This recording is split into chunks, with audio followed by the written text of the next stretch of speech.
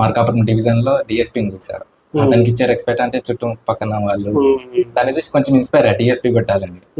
DSP పైన IPS కూడా ఉంటుంది, కొట్టచ్చని తెలియదు ఒకటికి.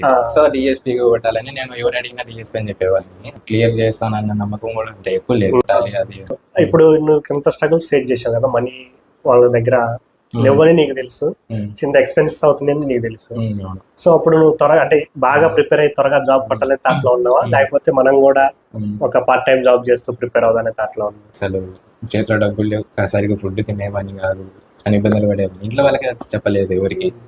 ఇంకా ఫ్రెండ్స్ వాళ్ళది బుక్ చేసిన ఒకేలారికి న్యూస్ పేపర్ లో ఒకేలా బుక్ అయింది.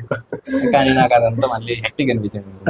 ఎందుకులే అని చెప్పేసి నేను ఓన్లీ క్లాసెస్ ఒకటి అర్థం చేసుకున్నాను. నేను పీవైకి చాలా ఇంపార్టెంట్. ఒక మైన్స్ కి మాత్రం స్టేజ్ ఒక లెవెల్ హైయర్ అది, ఎందుకంటే కాంపిటీషన్స్ అని ఎక్కువ వస్తాయి, ఎస్పెషల్ గా ప్యాసేజ్లు ఇవి. నాకు కొంచెం డిఫికల్ట్ గా అనిపించేది, కొంచెం టైరింగ్ అనిపించేది. ఇప్పటి వరకు 1 hour మార్క్స్ రాసింటాం, నెక్స్ట్ 2.5 hours ఆల్మోస్ట్. అంతసేపు కూర్చోవాలన్నా ఇది ఉండేది. ప్యాసేజ్ లో పెద్ద పెద్ద ఉంటాయి, A4 సైజ్